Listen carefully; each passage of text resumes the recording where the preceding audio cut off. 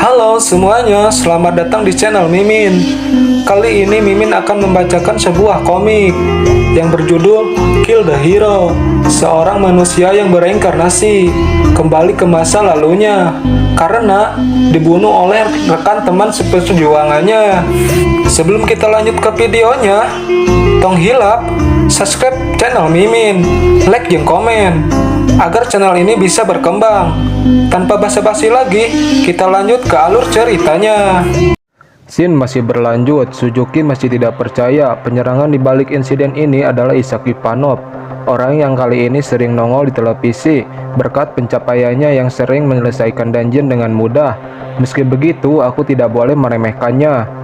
Bawahannya juga melihatnya. Ia sambat terkejutnya. Bukannya dia berhubungan baik dengan Guil Mesia? Apa maksudnya? Aku yakin dia merencanakan sesuatu, gumam dari bawahan Suzuki. Kim Mojin menoleh ke kiri dan ke kanan. Ia berkata, sekarang saatnya merencanakan rencana kedua. Kim Mojin menyuruh prajurit skeletonnya untuk mundur. Dia menggunakan strategi yang sama pada saat melawan Yang Jingho untuk memisahkan Suzuki dengan bawahannya. Akan tetapi, Suzuki mengetahui rencana Kim Mojin. Berkat pengalaman selama ini ia bertarung. Kalau kita berpencar, ini akan menguntungkan seorang summoner. Tetapi, salah satu bawahannya berpendapat lain. Ia berkata, kita unggul jumlah, kita kejar dia sekarang juga. Suzuki berkata, untuk tidak gegabah, kita tidak tahu apa yang dia rencanakan. Tetapi bawahannya itu ngotot ingin mengejarnya. Perhitungannya pasti benar. Suzuki hanya bisa terdiam dan melihat kepergian bawahannya itu. Batin Suzuki, jika dipikir secara logika memang benar ini saat yang tepat untuk mengejarnya. Tapi bagaimana bila dia memiliki skill lain selain summoner? Pada saat ia mau menghentikan bawahannya, ia sudah terlambat. Bawahannya terkena sebuah ledakan.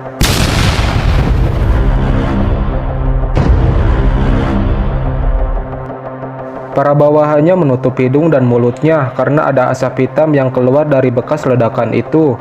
Suzuki memerintahkan bawahannya untuk tetap waspada dan jangan asal menyerang. Bawahan yang tadi terkena ledakan masih hidup dan hanya melukai lengannya. Dia meminta maaf karena tidak bisa mengontrol emosinya. Laki-laki itu tiba-tiba terbatuk dan mengeluarkan darah hitam di mulutnya. Anda telah terkena blood poison. Sang healer dengan cepat berlari ingin menolongnya, namun dihentikan oleh Suzuki.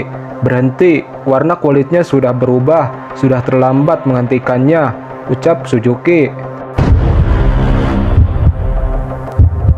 Lelaki itu berusaha meminta tolong. Ini hanya racun biasa, aku masih baik-baik saja. Lelaki itu berlari ke hadapan Suzuki dan meminta untuk diselamatkan. Akan tetapi Suzuki malah membunuhnya. Batin Suzuki, aku tidak pernah mendengar Isaki Panov menggunakan racun. Selain itu, racunnya sangat kuat untuk membunuh anak buahku dalam sekejap. Tapi kenapa dia tidak menggunakan sejak awal? Tunggu, jangan bilang.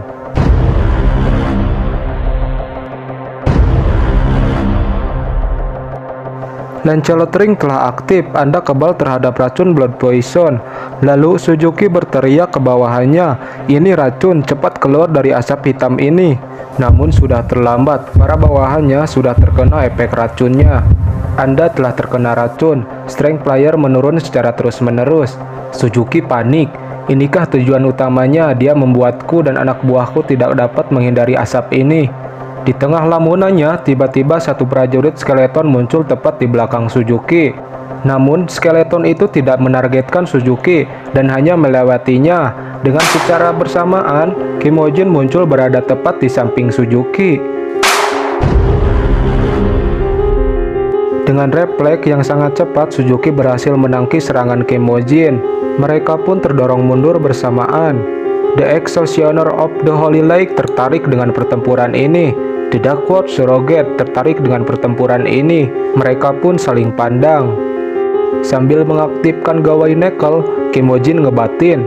Ini berbeda dengan pertempuran melawan Yang Jingho. Aku menghadapinya setelah aku sedikit melemahkannya. Jika kali ini aku tidak waspada, aku akan mati. Scene berpindah sebentar. Sekretaris Oh Sae-chan telah menemukan lokasi keberadaan Kim Mojin. Dia berada di zona Kaesong. Oh Sae-chan berpikir dia berada di tempat itu. Itu berarti dia ingin membunuh Suzuki.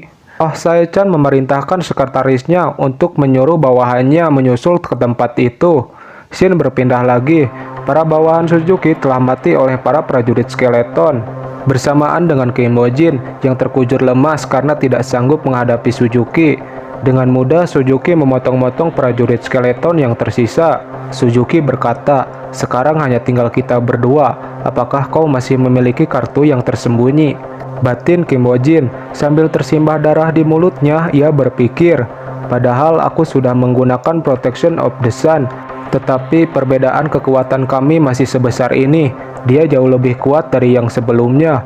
Aku salah perhitungan. Saat ini aku bisa bertarung seimbang melawannya."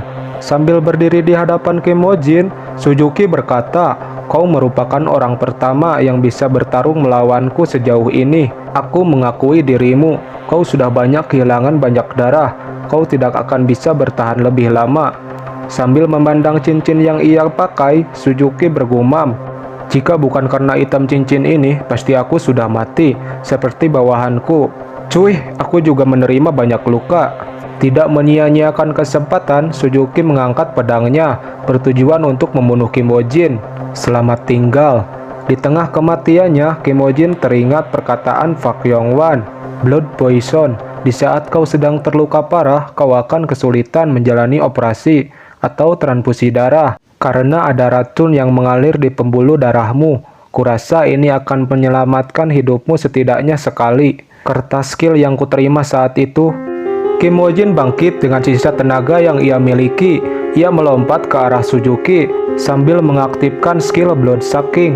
Dari bekas luka di perut Suzuki keluar cairan darah. Darah itu diserap oleh Kimojin. Mereka berdua terjatuh bersamaan. Noti pun muncul. Anda terkena pendarahan yang berlebihan. Seluruh kemampuan Anda menurun secara drastis. Di detik-detik terakhir, Kimojin dapat membalikan keadaan berkat skill yang diberikan oleh Pak Yongwan. Poin heal Anda meningkat 5%. Pendarahan telah berhenti. Kimojin menghampiri Suzuki yang terbaring.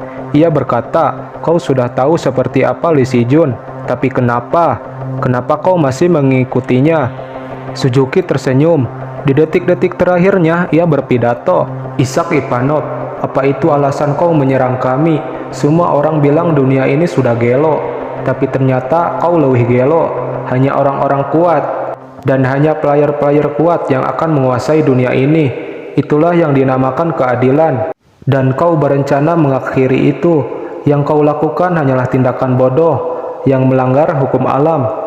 Itulah pidato singkat sebelum Suzuki mati. Kimojin pun mengambil item Lancelot Ring milik Suzuki, item tingkat legendaris. Cincin ini memiliki kemampuan untuk melindungi pemiliknya dari segala macam debab, seperti racun, kutukan, dan pengendali pikiran. Setelah melepas cincin itu, efek skill milik Kimojin pada Suzuki telah aktif semuanya. Kimojin berkata di hadapan Suzuki yang sedang sekarat, "Keadilan hukum alam, artinya aku berhak membunuhmu, karena aku lebih kuat darimu." Kimojin pun keluar dari dungeon. Ia dihampiri bawahan Oh Sae-chan. Orang itu memberikan walkie-talkie kepada Kimojin. Oh Sae-chan berkata, "Jika kau telah menghubungiku, itu artinya kau berhasil membunuh Suzuki." Jadi inti pembicaraan mereka berdua adalah mereka berdua ingin bertemu dan bertatap muka. Ada bisnis yang ingin dia bicarakan. Selama bisnisnya menghancurkan Guild Messiah, aku akan setuju. Season pertamanya sudah berakhir. Sekarang kita lanjut ke season kedua. Di sebuah dungeon, hutan-hutan telah terbakar akibat ulah bos dungeon. Sinyal peringatan mundur telah dibunyikan. Para hunter berlarian menyelamatkan diri mereka. Namun, di tengah-tengah hunter berlari, ada seseorang yang berjalan melangkah menuju kebaran api tersebut. Mukanya hitam gak kelihatan, dan itu adalah Lee Jin-ah yang berjalan sambil memakai item cincin Lancelot Ring. Beberapa menit sebelumnya, Kimojin dan Lee Jin-ah sedang mengobrol, sedang membicarakan strategi. Kimojin bertanya, "Apakah tubuhmu bisa bertahan terhadap panasnya api Firefog? Kalau tidak, maka ambillah ini." Lee Jin-ah menangkapnya. Itu adalah cincin Lancelot Ring yang telah didapatkan setelah mengalahkan Suzuki Echi.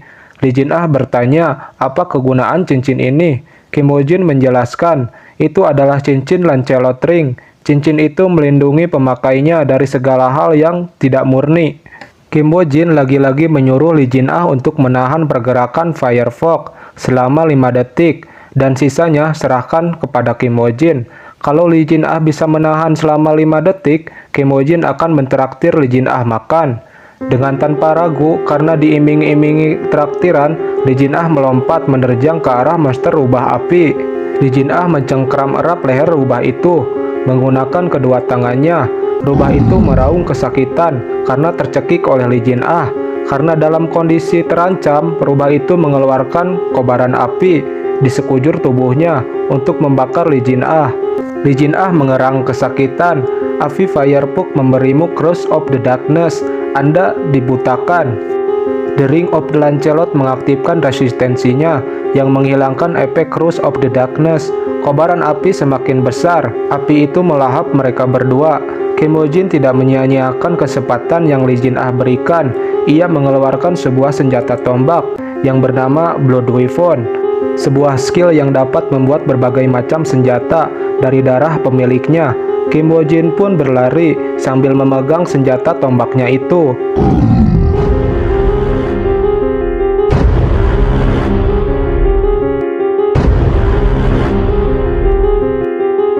Kim Ho-jin dan Lee Jin-ah telah berhasil mengalahkan rubah api itu. Mereka berdua pergi bertujuan untuk pulang. Batin Lee Jin-ah, aku sendiri tidak menyangka api Firefox bisa menyebabkan efek semacam itu. Meski begitu, Kim Ho-jin memperhitungkan segalanya dan datang dengan persiapan. Kalau aku tidak diberikan cincin itu, mungkin aku sudah menjadi abu. Dengan wajah kesal, Lee Jin-ah berpikir, kukira aku sudah mengejarnya. Aku masih harus banyak belajar. Kim Ho-jin mengajak Lee Jin-ah untuk berpisah, tapi dihentikan oleh Lee Jin-ah. Sambil tersenyum, Lee Jin-ah menagih janji traktiran makan. Kim Ho-jin berkata, kau hanya menahannya selama 4,9 detik. Lee Jin-ah kesal mendengarnya, omong kosong macam apa ini? Sambil pergi, Kim Ho-jin masih kekeh dengan perhitungannya 4,9 detik. Lee Jin-ah tidak terima dan mengejarnya. Scene berpindah di rumah Park Yong-wan. Mereka berdua sedang membicarakan Ishak Ivanov. Tiba-tiba sekretaris Kim datang dengan tergesa-gesa. Ia ingin melaporkan sesuatu. Sekretaris Kim berkata, Johan Wareg yang berusaha kita rekrut bergabung dengan Guild Messiah. Batin Kim Ho-jin, Johan Wareg dan Guild Messiah sudah sampai situ. Kuingat mereka bekerja sama di masa yang akan datang. Apa terbunuhnya Suzuki mempercepat rantaian peristiwa? Aku perlu mengamati situasinya dan merubah rencanaku berdasarkan hal itu. Dilihat dari ekspresinya, Park Yong-wan sangat kecewa. Ia ingin menggunakan Johan Wareg untuk mengawasi Guild Messiah, dan sekarang dia menjadi ancaman bagi dirinya. Kim Ho-jin membuka suara, bagaimana dengan Ishak Ivanov yang kau sebut barusan? Park Yong-wan menjawab, itu ide bagus, tapi aku tidak memiliki informasi mengenainya. Mungkin akan sulit. Sekretaris Kim mengatakan, berdasarkan rumor, akhir-akhir ini Mr. Ishak sering muncul di pasar gelap demi membeli skill fake untuk skeleton kenaik. Park Yong-wan tersenyum. Kurasa segalanya jadi lebih mudah dari yang kukira. Scene berpindah di gedung Guild Messiah. Akhirnya di season 2 ini Lee Si-jun menampakkan diri. Sang ratu menghampiri Lee Si-jun. Ia melamporkan Suzuki telah tewas beserta dengan seluruh bawahannya. Workshop yang berada di Kaesong juga telah hancur tidak tersisa. Sambil menatap dingin ke arah ratu, Lee Si-jun bertanya, siapa orang yang telah berani mengusik ketenanganku seperti ini? Sambil gemetar ketakutan, ratu menjawab, kami mendapat informasi dari Intel bahwa salah satu bawahan Park Yong-wan yang menggunakan identitas palsu yang melakukannya.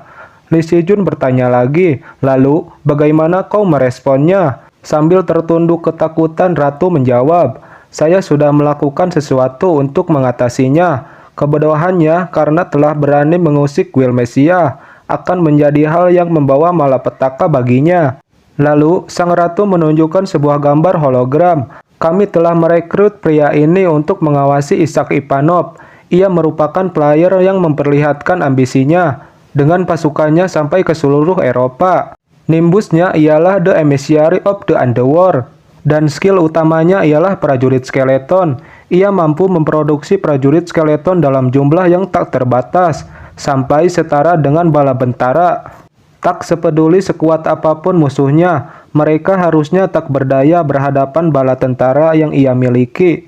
Para player yang telah menyaksikan kekuatannya bisa memanggilnya dengan sebutan Raja dari para Undead. Ini bebenguknya, Johan Wareg. Hese nyebut ngarana jadi we Johan Wareg. Johan Wareg lebih mudah ditangani karena ia tidak menyembunyikan ambisinya. Kami telah memutuskan daripada Ishak Ivanov yang misterius. Meski Ishak bilang pada media kalau ia ramah terhadap Guilmesia, kita terlalu banyak rugi karena pria itu.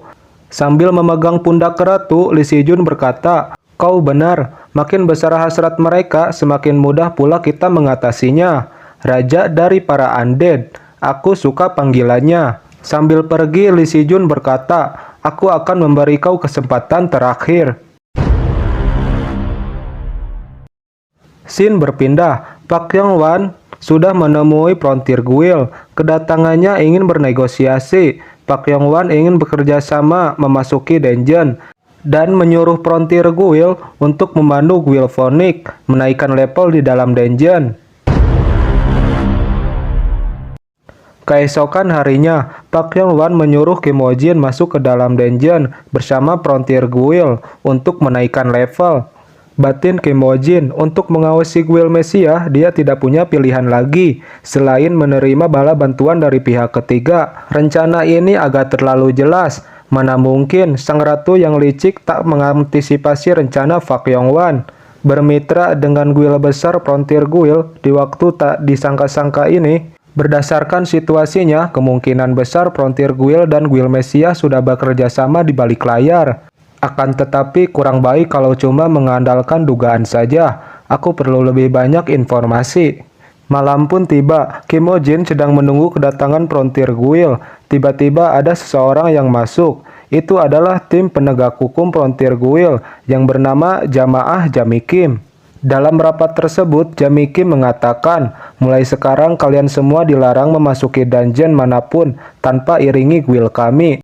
Jami Kim menegaskan, dan di dalam dungeon jangan melakukan hal apapun. Pihak Guild Phoenix pun protes. Jami Kim menunjukkan sebuah kertas kontrak. "Kurasa kalian salah paham, tapi dalam kontraknya hanya dinyatakan agar kalian naik level dengan aman.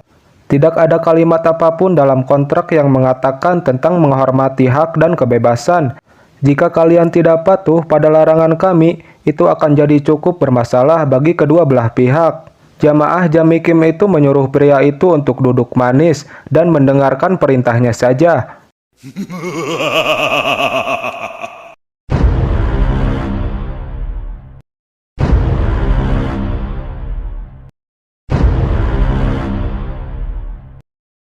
Kim Ho-jin dihubungi oleh Oh Sae-chan. Oh Sae-chan berkata, "Kemungkinan memasuki dungeon itu bukanlah ide bagus.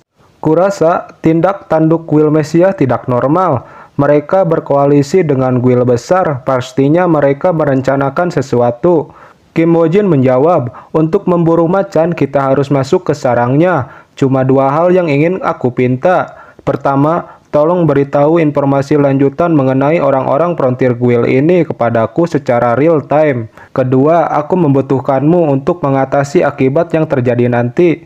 Sambil tersenyum, Oh Sae-chan menyanggupinya. "Akan kupastikan kekacauan yang kau buat bersih tak tersisa."